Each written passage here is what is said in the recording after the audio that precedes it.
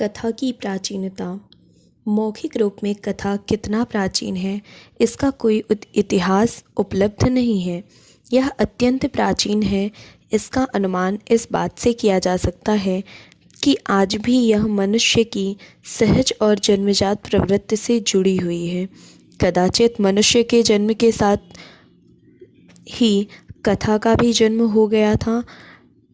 नृतत्व शास्त्रियों ने आदिम मानवों की प्राप्ति खोपड़ियों के अध्ययन से यह निष्कर्ष निकाला है कि पूरा पाषाण युग का मनुष्य कथा कहने सुनने लगा था।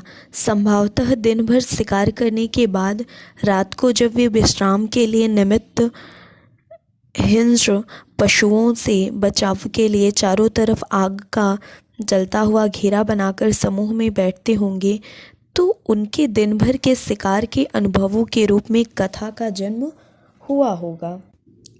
स्नेह स्नेह उसमें कल्पना भी मिश्रित होने लगी होगी और कभी ऐसा भी समय आया होगा जब शिशुओं का मनोरंजन करने के लिए वास्तविक अनुभव की कोई आवश्यकता ही न रह गई होगी। कोई बूढ़ा आदिमानव बिना शिकार में गए अपने पूर्व अनुभवों और कल्पना की सहायता से नई नई कथा गढ़ लेने में महारत हो जाता रहा हो और इस प्रकार कथा कहने की कला का विकास हो गया हो। यद्यपि है यह अनुमान ही, पर कथा का जन्म जरूर ही कुछ ऐसी ही परिस्थिति में हुआ होगा। कथा का मूल उद्देश्य अनुमानतः कथा पहले मनोरंजन का ही काम करती होगी, पर धीरे धीरे उसका उपयोग उपदेश देने या मूल्यों की अभिव्यक्ति के लिए किया जाने लगा होगा। वैदिक काल से ही कथा का उपयोग इस काम के लिए होता रहा है। कथा को उपदेश का माध्यम बनाने का एक बढ़िया उदाहरण पंडित विष्णु शर्मा द्वारा रचित पंचतंत्र है, जिसकी रचना पहली शताब्दी ईस्वी के आसपास हुई थी। पंचतंत्र की रचना एक राजा के जड़ बुद्धि, अविनीत, उच्छृंखल और मूर्ख राजकुमारों को राजनीति और व्यवहार नीति की शिक्षा देने के लिए हुई थी। यह भी कथाओं का संकलन ही है। यहाँ 5 प्रकार की विभक्त हैं।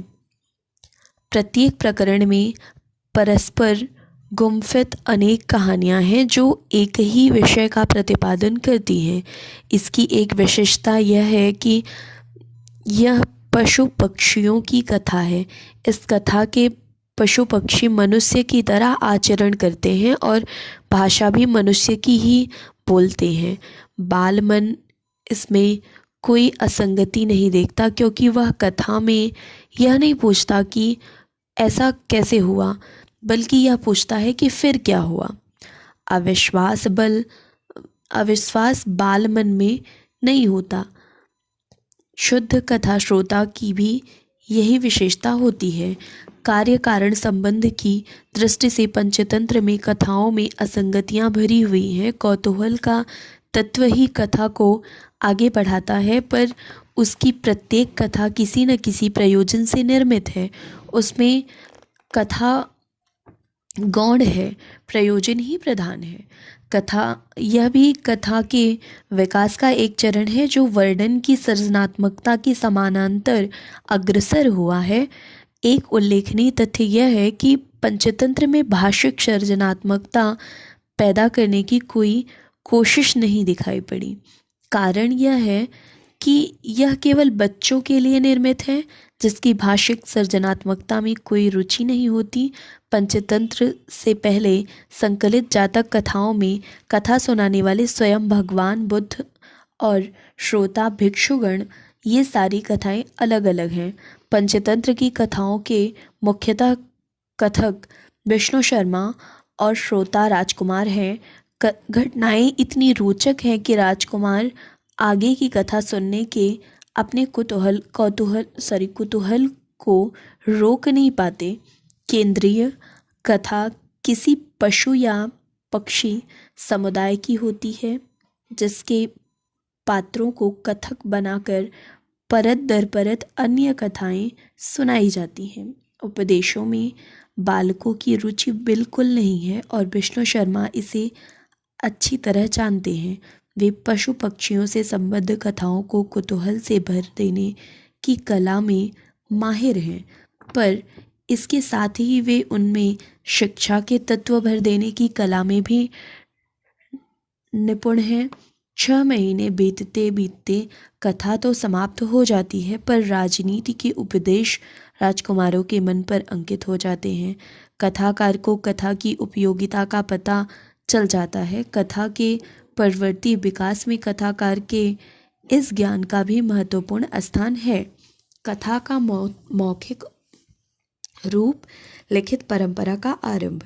कथा की लिखित परंपरा का आरंभ कब हुआ, इसका कोई निश्चित और प्रामाणिक विवरण उपलब्ध नहीं है। वेद, उपनिषद और पुराण स्मृति परंपरा में आते हैं, अतः उनमें आई कथाएं भी कहने सुनने की परंपरा में ही आएंगी। वाल्मीकि रचित रामायण भी कदाचित इसी परंपरा में आएगी, क्योंकि लव कुश द्वारा उसे राजा राम के दरबार में सुनाए जाने का उल्लेख भी मिलता है। संभवतः महाभारत पहली लिखित कथा या आख्यान के रूप में हो। यहाँ पर महाभारत और बृहद कथा का लिखित साक्ष्य के रूप में वर्णन मिलता है। कथा की नई अवधारणा के अंतर्गत सुबंधुकृत वासदत्ता, कादंबरी, हर्षचरित, दशकुमार चरित, ये समस्त रचनाएं कथा की नई अवधारणा के